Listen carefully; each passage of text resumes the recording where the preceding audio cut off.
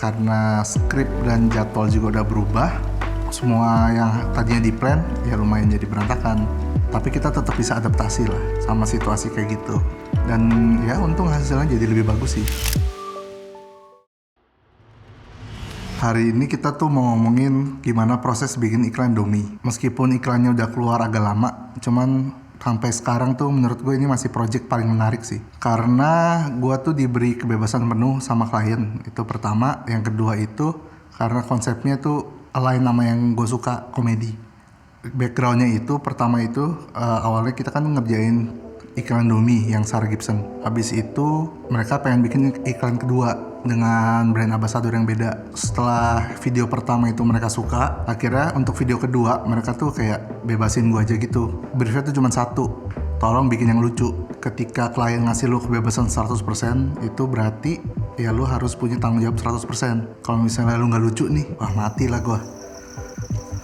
Sebenarnya cerita awalnya tuh bukan yang rilis sekarang. Awalnya itu justru gue bikin konsepnya ada di hotel. Jadi mereka tuh seolah-olah Mr. and Mrs. Smith. Terus mereka ngumpet-ngumpet buat bawa kasur ke hotel. Produsernya tuh bilang kayak nggak bisa deh syuting di hotel karena agak rumit. Langsung gue ganti ide. Si Henry tuh yang awalnya nyaranin syuting di villa aja, di villa. Gue liat kan villanya. Villanya kayak villa hantu, tapi kayak di villa menarik deh. Settingnya tuh bukan mereka lagi nginep ke villa akhirnya, ya itu rumah mereka aja. Karena ngelihat kontennya Joan and Eve yang Joannya diusir karena dia beli knalpot. Nah kalau diusir hubungannya apa ya sama kasur? Oh berarti dia diusir tapi dia nggak balik ke dalam rumah karena dia punya kasur. Gua bedah lagi kayak apa yang bikin Joan punya kasur nih di dalam tenda. Gue bikin settingannya itu ya udah berarti Joan and Eve emang lagi mau syuting iklan. Kasurnya itu ya dikirim dari brandnya untuk dipakai saat syuting besok.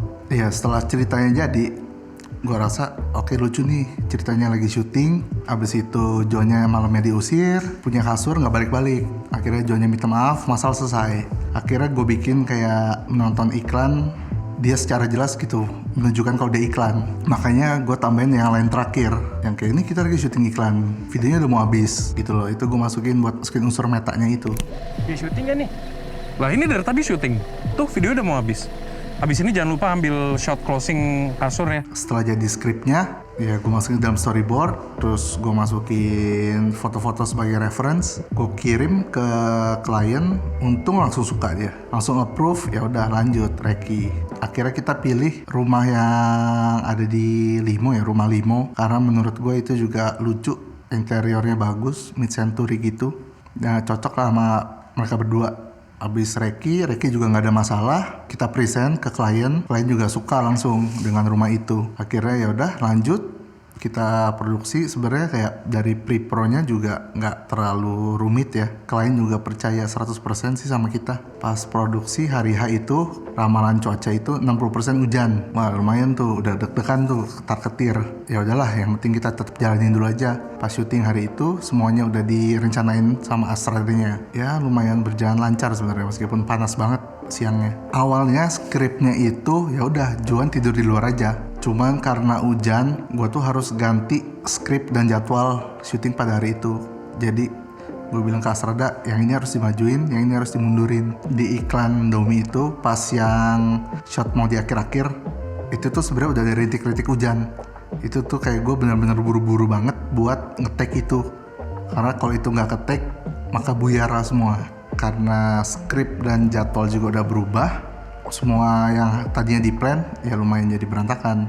Tapi kita tetap bisa adaptasi lah sama situasi kayak gitu. Dan ya untung hasilnya jadi lebih bagus sih. Saat post pro sendiri ya, awalnya itu saat offline 1, gue tuh justru ngerasa ini video kok garing banget ya. Abis di cut sesuai dengan yang temen gue saranin, dikasih lagu, ada satu nih yang kurang. Ternyata VO-nya nanggung. VO yang bagian terakhir itu kan cuman Joan doang. Itu waktu itu gue minta si Alif yang jadi director di video itu juga, gue minta dia VO. Gue minta VO pakai handphone. Ayo Joan VO, ditambahin abis post pro. Gue tambahin lagi fokus ide. Nah itu juga dari Alif pas abis post pro itu. Baru tuh kelihatan berasa nyawanya. Gue kirim ke klien, preview offline 1, langsung dia approve. Reviewnya cuma satu, yaitu adalah peletakan supers di belakang. Sisanya udah aman semua. untuk shot pertama itu kan sebenarnya yang bikin ngehook ya, yang bikin orang pengen nonton videonya apa sih. Makanya itu gue kasih treatment dolly. Ya udah, kita tuh mulai syuting, kita mulai ngerekam saat itu. Benar-benar pas di iklan sama yang pas lo tonton itu sama. Saat ngerekam itu adalah video pertamanya, scene pertama. Habis itu bingung gue bahas per shot ya. Udah, gak usah lah, biar nonton sendiri aja.